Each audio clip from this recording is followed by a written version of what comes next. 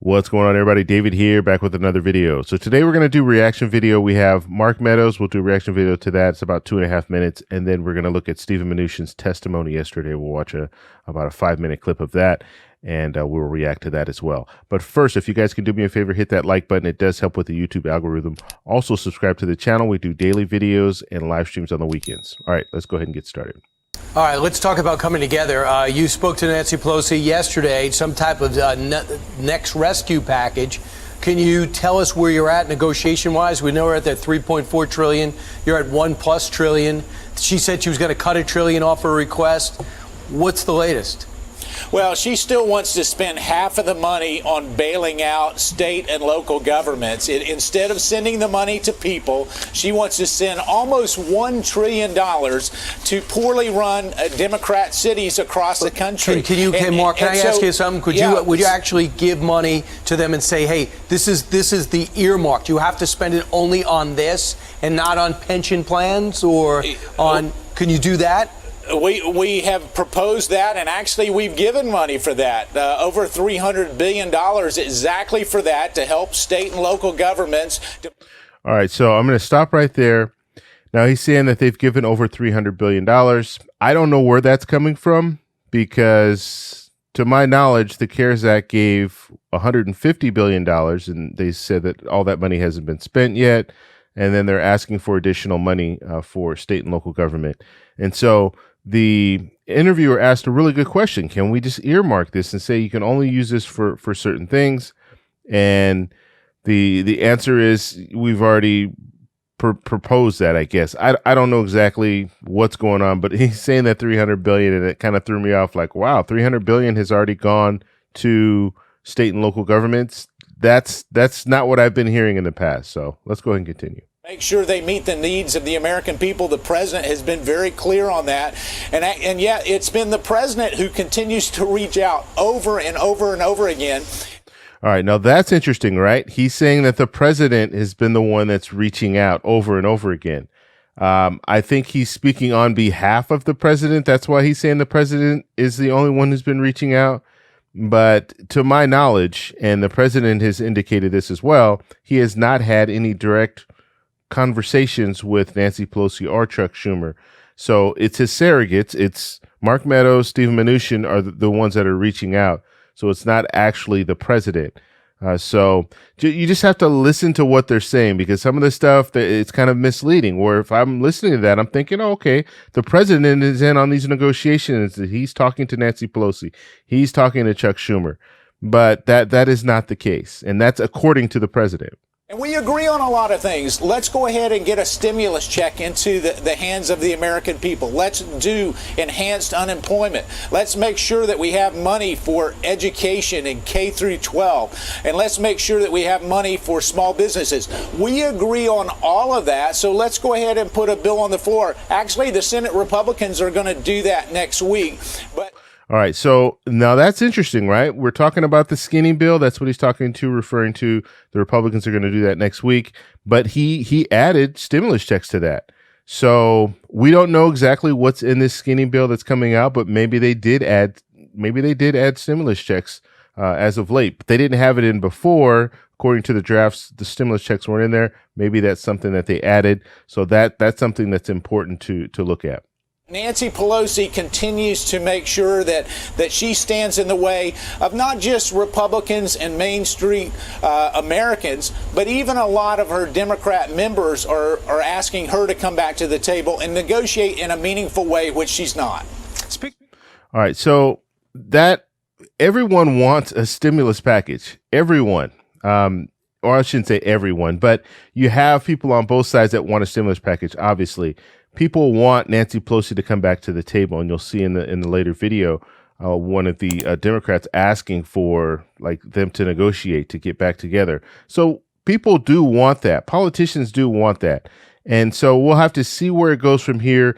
Now, the next little portion I'm not going to play because they're just talking about Nancy Pelosi going to a hair salon. I guess she went to a hair salon. She had her mask on but didn't have it over her face. And so now I guess that's a big scandal. Okay, so now let's go ahead and take a look at Stephen Mnuchin. He testified in a subcommittee yesterday. So let's go ahead and take a look. There we are. Our Speaker, Nancy Pelosi, was, I think, perhaps the first in the negotiations to compromise. Yes, the House passed a 3.4 trillion, I believe it was, for the HEROES Act. The Republicans have been stuck on the total response in HEROES for only $1 trillion. And at this point, you mentioned, Mr. Chairman, perhaps a 2.2. And I'd like to ask Mr. Mnuchin, the Secretary, whether or not you have agreed or you support something in the neighborhood of 2.2 as a compromise from your position on 1 trillion. I do not support 2.2 trillion, but what's more important is what is the breakdown in getting money to American workers, American families, kids, where we can agree on money. There is tremendous areas of agreement, and that's what we should be doing right away. All right. So you saw that he said he does not support the 2.2 trillion. So it looks like they're drawing a line when it comes to 2.2 trillion. They're not going to that level. So obviously, Nancy Pelosi and Chuck Schumer are going to have to come down off that number in order for there to be an agreement. Nancy Pelosi saying they're not budging at 2.2 trillion. So something is going to have to happen. But it's interesting that Steve Mnuchin did bring that out. He says that he does not support it. Does the White House support it? I guess that's another question, right? If he goes back to President Trump and President Trump says, hey, you know what? We need to get this done. Let's go ahead and do the 2.2 trillion. Then obviously he would have to go that route. But he did indicate there, clearly, I don't agree with the 2.2 trillion. Okay, let's go back. Oh, so what are those areas of agreement? Oh, I believe there's enormous agreement on the PPP. I want to thank you and others. I think on a bipartisan basis, the committees here in the Senate have made improvements to the PPP going forward. I think there's an agreement on money for schools. There may be a difference as to what it is. There's an agreement on enhanced unemployment going forward. There may be a slight disagreement in what the amount is in calculation. I think there's been an agreement on direct payments, as I mentioned earlier. There was even an agreement on postal, which seems to have more excitement and more interest in the postal has ever had in the history of time. But there's plenty of areas of agreement where we may be differing on amount. But again, my strong... If I may, your big disagreement is on city and state. Is that right? Again, it's Jordan keeps saying they have plenty of money, and again, I'm not so sure that's true. All right, so just so you guys understand, she's saying Jordan is saying that they have plenty of money. So that's Jim Jordan. He was in on the committee hearing, and he did speak. I don't have enough time to show all the different videos, but that's what she's referring to. State and local government, do they have money? Do they not have money? What are you willing to provide? So that's how she's focusing on that. So let's go ahead and go back. Chair Waters, I want to be careful because I think it is hard to negotiate in a public agreement in a public way. But I would say we conceded, Chief Meadows and I, on behalf of the president, we had reviewed this with the president in an effort to get a deal done and get other things that are very important for the American public, even agreed to put more money on the table for cities and states. Unfortunately, Senator Schumer and Speaker Pelosi do not want to sit down at the negotiating table unless we publicly agree on a top line. My own opinion is we should go piece by piece in any area of the legislation we can agree on. We should have the House and the Senate pass.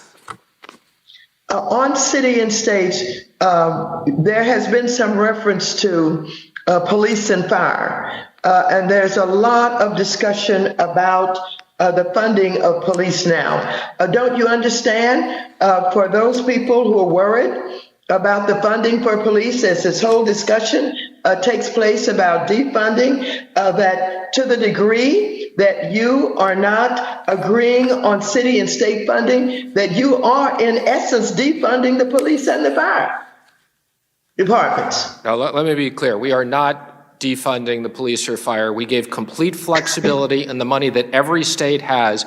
They can use that money right now to pay policemen, firemen, first responders instead of laying them off. Every single state has access to those funds. And as part of additional funding, we would be willing to provide more money. All right. So, and I've talked about this before, and I do have friends who are police officers and they work for a city, and that city is putting them on furlough. Southern California, they're going on furlough, which means in their situation, a furlough means that, okay, you're going to work 40 less hours this year. So they'll receive less pay, right? Because they're going to have to voluntarily not work those hours. And so that is happening. I can at least say for a fact it's happening in Southern California. And Stephen Mnuchin says, well, look, we've given the state and local governments money and they can use that money however they see fit. But you can't just say, okay, I'm going to give you $100 and expect them to only spend it, only use it on one thing. They're going to have to use it on a variety of different things. So that's what Maxine Waters is saying. Well, look, you give them money, but they do have other programs and other things that they have to spend money on. It's not just for law enforcement. And if the state and local governments are asking for more money, then the federal government should be open to, like, look, we need to look into the situation. And just like the reporter asked Mark Meadows about doing earmarks, you can do that and still have that money go to state and local governments, but say you can only use it for certain things. Maybe only use it for law enforcement. You can do that as well, and then have other money that's earmarked for certain things. So let's go ahead and get back. Well, let me just say this. The cities in particular are using some of that money for rental assistance. Many of them had eviction moratoriums. Those moratoriums are over. We have not done anything for them in the federal government. As a matter of fact, the President of the United States, in one of his executive orders, did not give any support to rental assistance and threw it over to HUD and two of the other agencies to say, review this, take a look at this. And so cities are stepping up to the plate to the degree that they can. My city of LA, the county of LA, other cities are doing what they can to keep from putting people out on the sidewalk. So when you talk about the cities having money, you're talking about the cities having looking at what to do to take care of the heroes, the first responders, what to do and how to be of assistance to those who need rental assistance. So what do you think? That the cities and the states have unlimited monies to take care of everything that we're not taking care of? Did you know that the cities are using money to extend the moratoriums so that people are not put out on the street? Did you know that? I did. And let me just say, after the market closes this afternoon, we'll be releasing specific information from the administration on the moratorium. I think you'll be quite pleased with the impact that it'll have. I would also say we did have bipartisan agreement about putting more money for rental assistance. Again, we may differ on the amount, but I can say we've agreed with the Democrats on the idea of providing money for rental assistance. And yes, I know, as you know, I appreciate what's going on in Los Angeles. All right. So, and there's a couple of things I actually want to go back because I forgot to mention something about this top line. So you see Stephen Mnuchin talking about the top line, like the Democrats, they want 2.2 trillion. And they want that top line first. They want to know how much money they can spend before they determine where all the money will be going. Because it looks like to me, there's a lot of things that they agree on. And so if they agree on a lot of those things, if you did have a top line and you knew, okay, you could only spend, let's just say $2 trillion. Well, now they know, okay, we can put a certain amount of money towards enhanced unemployment, certain amount of money towards stimulus checks, certain amount of money towards the rental assistance and all this stuff, so they can kind of figure out where they're going with how much money they have. But basically, what Stephen Mnuchin is saying, what they want to do is they just want to get the things done that they agree upon. Go ahead and get those things done first, and then they can worry about the other stuff later. But how much money do you allocate for stimulus checks, for example. How much money do you allow for stimulus checks if you don't know the top amount? Like if you don't know how much money you have, how do you know how much money you're going to spend on each thing? So it's kind of interesting how they're saying that. I don't believe in just having a blank check, but I do believe in having things that you agree upon and then having a top line. Like, okay, how much is all this going to cost realistically? And then going about it, because I'm hearing a lot of, well, I don't know, like we don't know exactly what we are going to, we don't agree on the amount is basically what he's saying on a lot of things. We don't agree upon the amount, but we do agree upon having funding for this. So they need to have a top line. They definitely do. And if you look at it right now, the Democrats are saying their top line is 2.2 trillion. The Republicans do have a top line. Their top line is 1.3 trillion. That's where they are right now. And so we'll have to see how they handle this, but that's it's interesting just to kind of hear how they're talking when it comes to that. And one more thing about the eviction moratorium, you can check a video out. I put it out yesterday where I talked about that. I talked about the eviction moratorium and how the CDC is now halting evictions. And so that's what he's referring to there. And he does, like he's saying, he does agree that you need some type of assistance as well. You can't just have the eviction moratorium and just push it down the road and still have people having to pay for it. You do need to have some type of funding that goes in there to at least assist people, because not everyone is going to be able to pay their back rent up, in one lump sum. So you're going to have some type of assistance.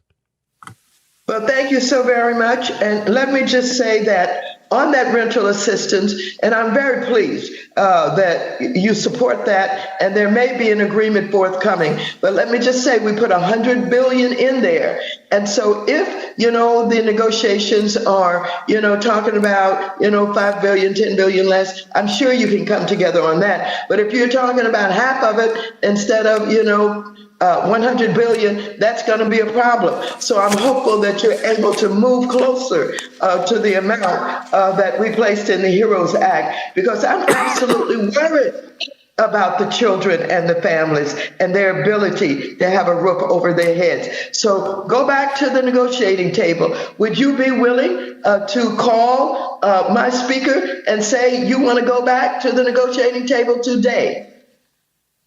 I would publicly say I am willing to sit down at the negotiating table with the speaker with no conditions whatsoever, anytime, other than I think the chair expects me here for a bit longer. But maybe even he would concede if the speaker wanted to interrupt us to negotiate right now. Absolutely. Let me just say one thing.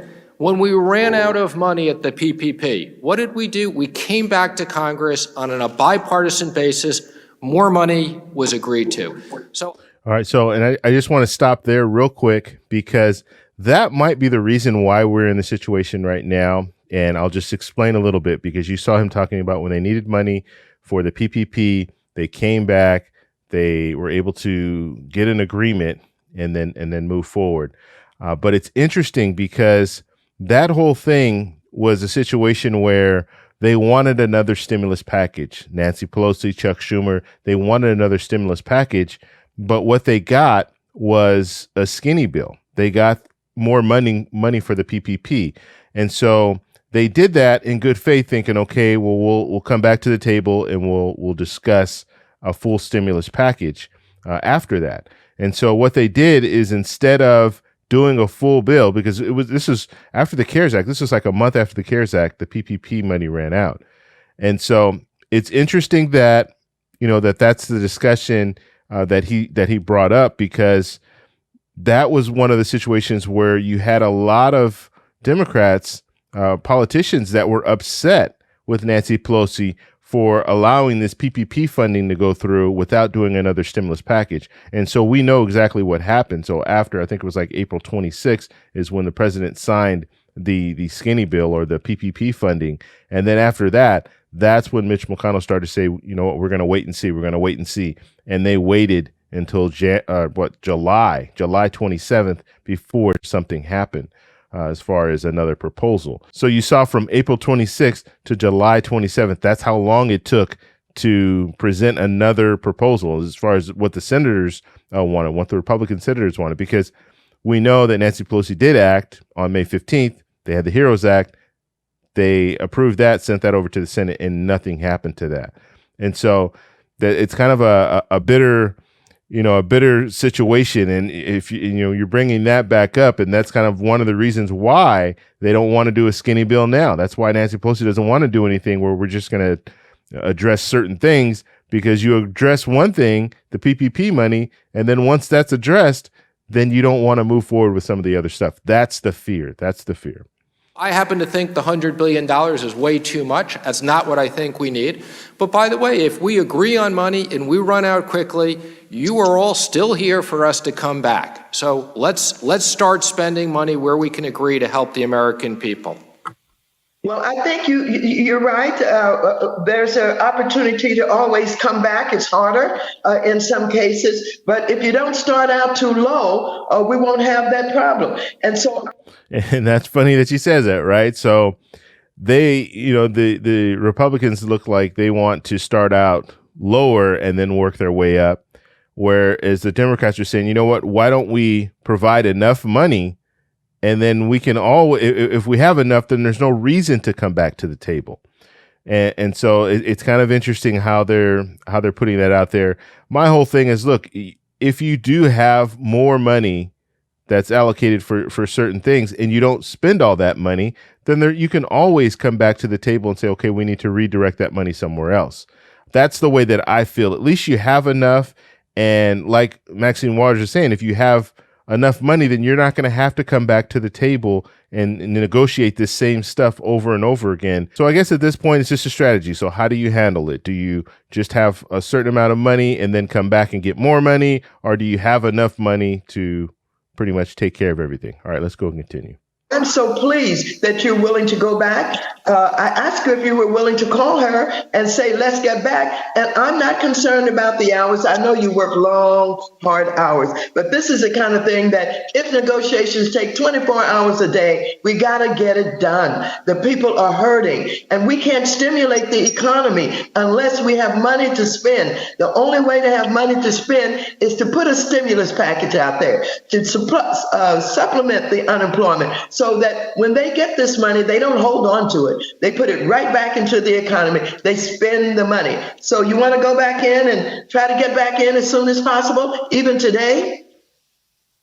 Can I tell her that you suggested I call her right after the hearing? Yes. Done. I will call her right after the hearing. Thank you, Chairwoman. Thank you very much. Thank you.